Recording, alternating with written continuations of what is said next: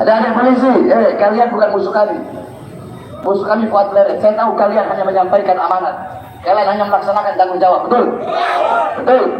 Jawab dong, betul? Betul? Atau mau perang? Hah? Pak, ini gimana? Saya ajak baik, nggak mau. Senyum aja enggak, atau mau perang? Polisi kan pelayan masyarakat. Tadi saya baru naik, ya tolong nih komandannya siapa nih? Saya baru naik, saya begini. Tapi nggak ada yang jawab. Apa pengen perang?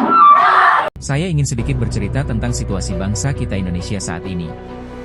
Negara kita hari ini betul-betul mengalami keterpurukan luar biasa akibat penguasaan preman agama di semua sektor.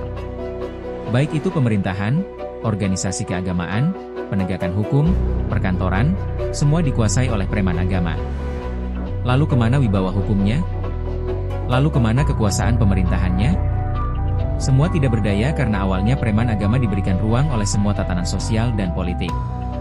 Mereka menormalisasi menggunakan jasa preman agama untuk bisa menstabilkan suasana ketika itu. Sehingga akhirnya apa? Preman agama bisa menjadi superioritas tunggal di dalam kekuasaan di negeri kita hari ini.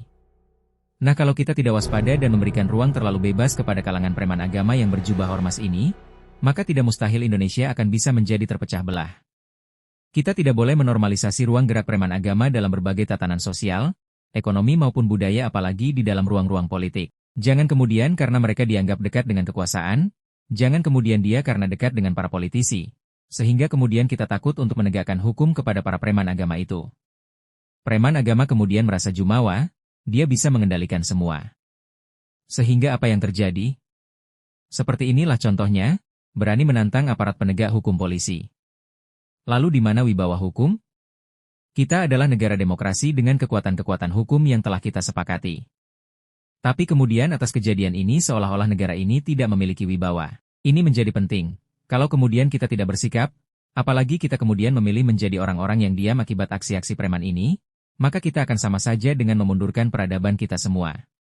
Kita adalah negara yang bersiap-siap untuk maju, tapi kemudian kita memberikan ruang kepada mereka, kepada preman-preman agama ini, yang menggunakan badan hukum organisasi kemasyarakatan, mereka menyuarakan kebangsaan, mereka meneriakan integrasi, meneriakan golongan mereka yang paling mulia, tapi dengan cara intimidasi. Ini adalah sesuatu yang tidak boleh kita anggap sebagai kewajaran.